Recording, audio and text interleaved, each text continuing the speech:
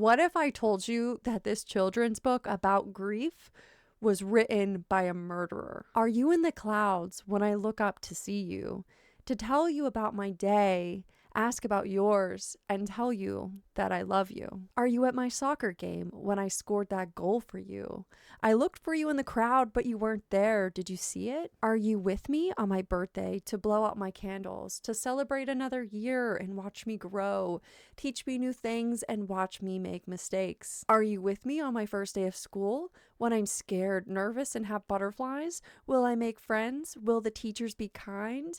Will you walk the halls with me that day? Now we're going to stop there for now because you get the idea, right? This book was written by a mother to help her children grieve the loss of their father.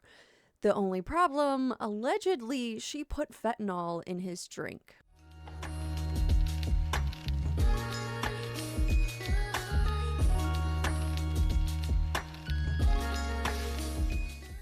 So first, let's talk about who are the Richins. Kouri and Eric Richins married on June of 2013 and had 3 sons. They lived in Park City, Utah. Eric was a successful real estate businessman and family man, and Kouri presented to the world as someone who was a devoted wife and mother. From the outside, their lives looked perfect. But there was a significant gap between their public image and their financial reality. Kouri had secretly accumulated about $5 million in debt and forged Eric's signatures on loans, quietly changed insurance beneficiaries, opened a home equity line of credit without his knowledge. There was a lot of deception happening in their marriage under the surface. Oh yeah, and she was also cheating on him with another man. Kouri had a little boyfriend on the side. Now let's talk about how the children's grief book was published out of all of this. So Eric died on March 4th, 2022. The official cause of death was initially listed as a cardiac event. 1 year later, on March 5th, 2023, Kouri self-publishes a book called Are You With Me? It's a children's book about a boy learning to grieve the loss of his father and searching for signs that his dad is still with him. She also does some local media interviews promoting the book as a grief resource. Let's watch one of those interviews now. So my husband passed away unexpectedly last year. So it's March 4th was a 1-year anniversary for us, and he was 39. It completely took us all by shock. And we have 3 little boys, 10, 9, and 6. And you know, my kids and I kind of wrote this book on the different emotions and grieving processes that we've experienced last year, and you know, hoping that it can kind of help other kids, you know, deal with this and kind of, you know, find happiness some way or another, and to make sense and process. I'm sure, and I'm sure you felt that going through and trying to explain it and articulate it for you and your boys. Yes, exactly. And so I've done, you know, I'm new to all of this, so kind of doing all, you know, research and reading books and things to try and understand, you know, not only how to grieve as a widow, as a wife, but also, you know, with my kids, how to help them understand what just happened. And what I have kind of found is, as I mentioned, it's kind of the 3 C's is how I visualize it, and it's, you know, connection, continuity, and care. And it's, you know, making sure connection is the major one, and making sure that their spirit is always alive in your home, you know, and memories are always brought up, and doing things that your loved ones love to do, whether it's riding bikes or their favorite dinner, and just constantly, you know, talking about them. And Kouri, do you mention at dinner, here's Dad, or Dad would like this meal, or Dad would, let's bring Dad on a bike ride? Yeah, exactly. And it's, you know, explaining to my kids, just because he's not present here with us physically, that doesn't mean his presence isn't here with us, and he's doing these things with us. Now, I'm not going to show this whole video, but what does it take to sit across from a camera and promote a book about grieving a man that you allegedly killed? Publishing this book is a unique attempt to gaslight everyone into thinking she's actually innocent in this. Look, she published a book about grief. She couldn't have possibly killed him. No way, no sir. Before we get into the publishing aspect further on this and the reasons behind why I believe she did what she did, I want to take a step back and talk about the crime. And I want to start from the beginning. Now, Kouri was so determined, to take her husband's life that she attempted not once, but twice. So what started as financial deception that we talked about would spiral into full deception. She was sleeping in the same bed as the man she was trying to kill. Attempt number 1 was on Valentine's Day of 2022. Kouri laced Eric's sandwich with fentanyl on Valentine's Day, about 3 weeks before his death. He told 2 friends about feeling ill and said to one of his friends, quote, "I think my wife tried to poison me." That friend's testimony became key evidence later. Eric would survive by injecting himself with an EpiPen and drinking a bottle of Benadryl. Now, fentanyl and other opioids can sometimes cause pseudo-allergic reactions. So where did these pills come from? Well, Kouri actually had her housekeeper obtain the fentanyl pills for her through a dealer. Apparently, these pills weren't strong enough, though, for the situation with this sandwich on Valentine's Day. So Kouri went back to her housekeeper and asked for something stronger. Quote, "some of the Michael Jackson stuff." End quote. That's exactly what she asked for. Some of the Michael Jackson stuff. Attempt number 2 was on March 4th, 2022, when Kouri prepared Eric a Moscow Mule. Eric tells his wife that he doesn't feel well and goes to lay down in the bed. Kouri said that one of their sons was having nightmares, so she went to stay with him for most of the night. When she went back to the bedroom, she said that her husband was as cold and hard as a brick. Now, she also said that she left her cell phone in the bedroom when she went to her son's room, but data shows that she would unlock her phone 6 times in the 15 minutes before she made the call to 911 at 3:21 a.m. So when questioned, she mentioned how Eric would take THC gummies, but he hadn't had any that night.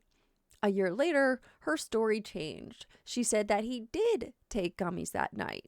There was no THC found in his system at all, though. He was pronounced dead at the scene. Rumors started going around town that he passed from a brain aneurysm, but medical examinations would conclude that he passed from a fentanyl overdose.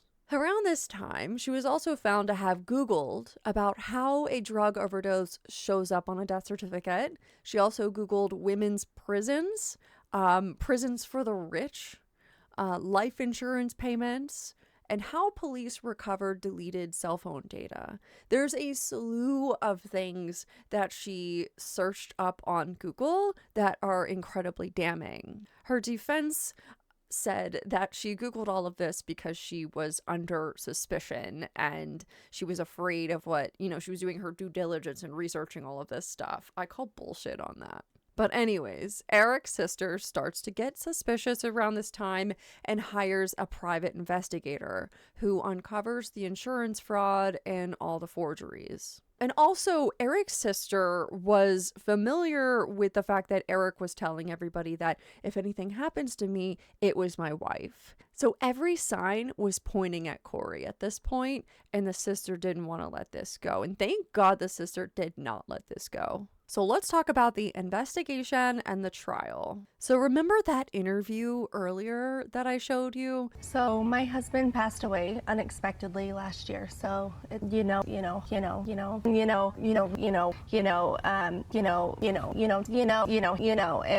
like Dad is still here. It's just in a different way, and Yeah, she's obnoxious in this interview.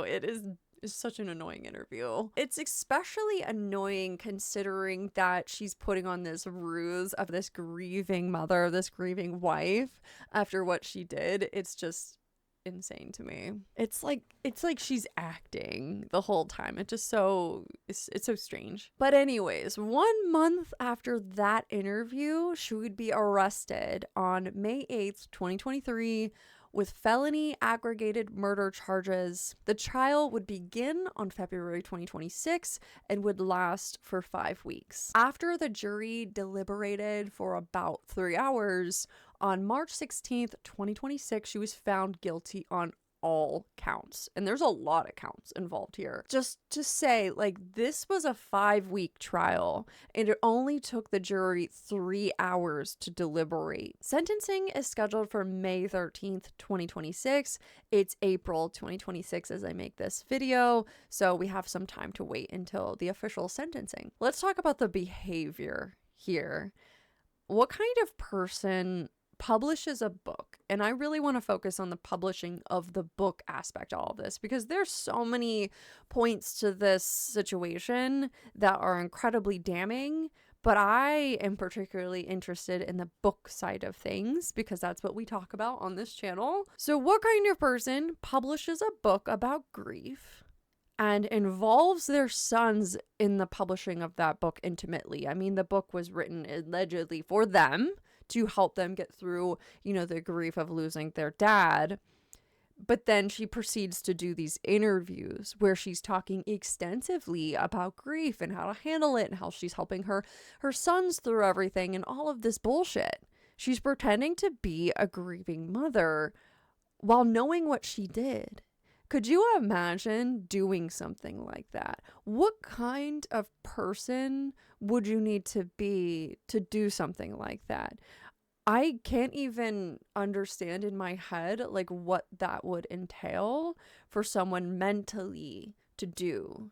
And I think it was all a show and all an attempt to keep herself out of jail. Now, if you think about this, like, people see when you publish a book, it's seen in a certain type of way. Like, who would publish a book if they weren't being genuine about, the reasons for publishing the book? She's taking it as showing her passionate display of grief as a grieving mother and wife. She's doing what she can to appear everything she can to be a grieving mother. So writing a children's book was probably very obvious to her. She probably thought, oh, I'll write a book. She's never written a book before this, let me add. There's no, indication that this was something that she did often. But I think if you look at the images of the book and everything that's in the book, it's just so sad. It gets more sad if you go through it. Now, this book you can't buy anywhere, but I'll link below a YouTube video where someone reads the book, and that's the only way I was able to find anything on this and actually listen to it myself. Honestly, in my opinion, her motives were financial and selfish. She was certainly not thinking about her kids while she was doing what she did. She tried to profit through life insurance and assets and this book about death. She did everything she could to monetize his death for her own benefit, not for her children's benefit.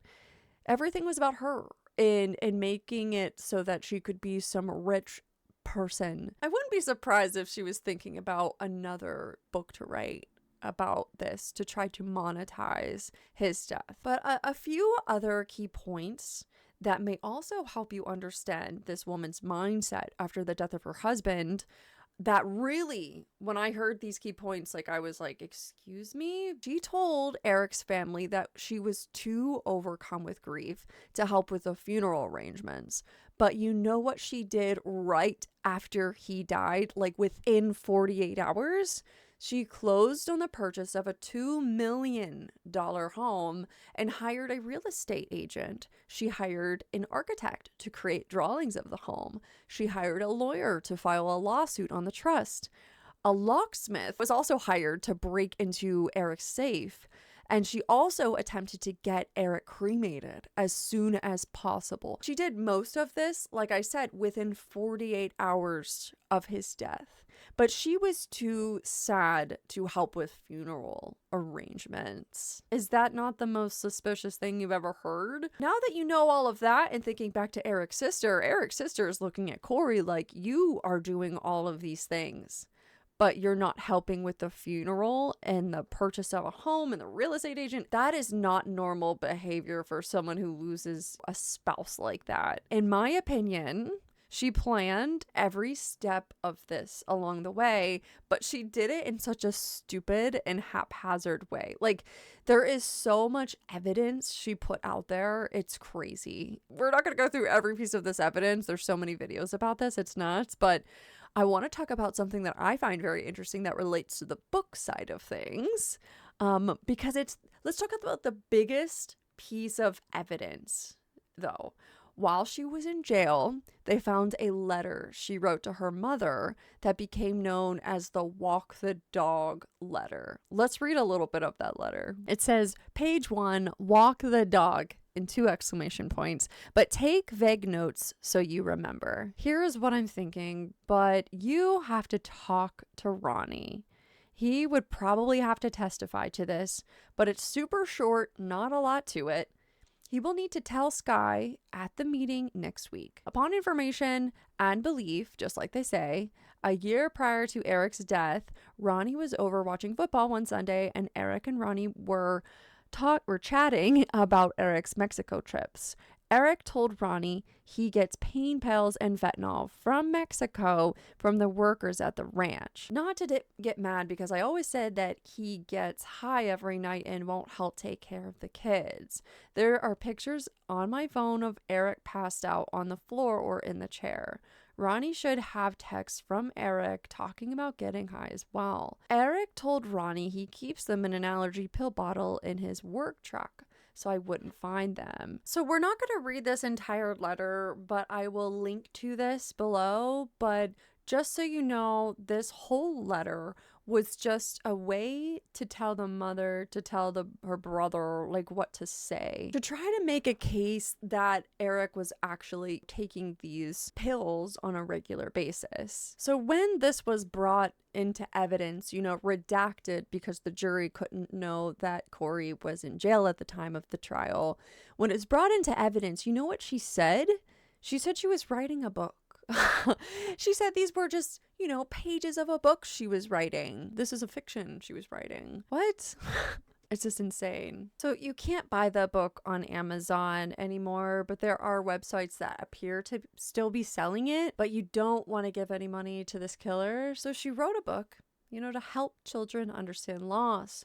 Her own children lost their father, and she's the reason why. This also makes me think about, what does this say about how we perform grief publicly?